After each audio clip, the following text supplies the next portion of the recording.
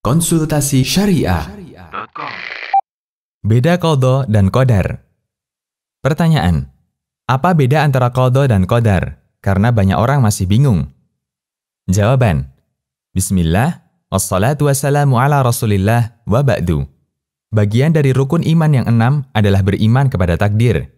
Ketika Nabi SAW ditanya oleh Jibril tentang iman, beliau SAW menjawab, yang artinya, kamu beriman kepada Allah, malaikat-malaikatnya, kitab-kitabnya, rasul-rasulnya, dan hari akhir. Dan kamu beriman kepada qadar yang baik maupun yang buruk. Hadis riwayat Muslim.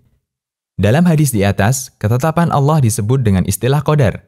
Sementara itu terkadang disebutkan dalam ayat dengan menggunakan istilah qadha. Seperti firman Allah Ta'ala yang artinya, dan ini perkara yang sudah ditetapkan. Quran Surat Maryam ayat 21. Lalu apa beda qadha dengan qadar?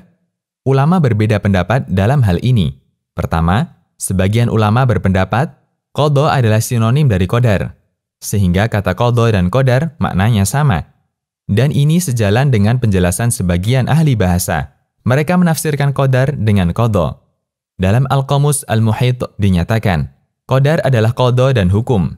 Di antara ulama yang berpendapat demikian adalah Imam Ibnu Baz rahimahullah. Beliau pernah ditanya tentang perbedaan qadha dan qadar. Jawaban beliau, qadha dan qadar adalah dua kata yang artinya sama, yaitu sesuatu yang telah Allah qadhakan atau tetapkan dulu dan yang telah Allah takdirkan dulu. Bisa disebut qadha, bisa disebut takdir. Kedua, pendapat kedua, qadha dan qadar maknanya berbeda. Selanjutnya mereka berbeda pendapat mengenai batasannya. 1. Qadha lebih dahulu daripada qadar. Qadha adalah ketetapan Allah di zaman azali. Sementara qadar adalah ketetapan Allah untuk apapun yang saat ini sedang terjadi. Al-Hafidz Ibnu Hajar mengatakan, para ulama mengatakan, Al-Qadha adalah ketetapan global secara keseluruhan di zaman azali. Sementara qadar adalah bagian-bagian dan rincian dari ketetapan global itu. Fathul Bari. Al-Jurjani dalam At-Ta'rifat menyatakan, perbedaan antara qadar dan qadha bahwa qadha bentuknya ketetapan adanya seluruh makhluk yang tertulis di Al-Lauh Al-Mahfuz secara global. Sementara qadar adalah ketetapan adanya makhluk tertentu setelah terpenuhi syarat-syaratnya. 2. Kebalikan dari pendapat sebelumnya. Qadar lebih dahulu daripada qadha. Qadar adalah ketetapan Allah di zaman azali, sementara qadha adalah penciptaan Allah untuk apapun yang saat ini sedang terjadi.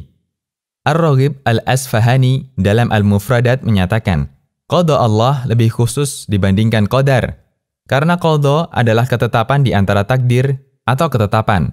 Qadar itu takdir, sementara qadha adalah keputusan. Ilustrasinya, ada 100 ketetapan, bentuknya hubungan berkonsekuensi. Jika A maka B, jika C maka D, jika E maka F, dan seterusnya. Ini semua adalah ketetapan. Lalu kapan ketetapan ini diputuskan? Ketetapan diputuskan nanti berwujud kejadian.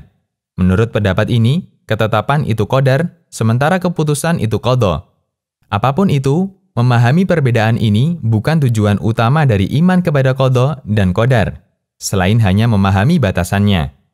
Syekh Abdurrahman Al-Mahmud mengatakan, tidak ada banyak manfaat dalam mempelajari perbedaan ini, karena semua sepakat dengan batasan, meskipun berbeda dalam penyebutan namanya, sehingga tidak perlu ada perdebatan untuk memberikan definisi. Al-Qadha wal Qadar fi Dhaw al-Kitab wa Sunnah. Maksud beliau, mau disebut qadha maupun qadar, intinya sama, yaitu ketetapan Allah. Demikian, Allahu a'lam.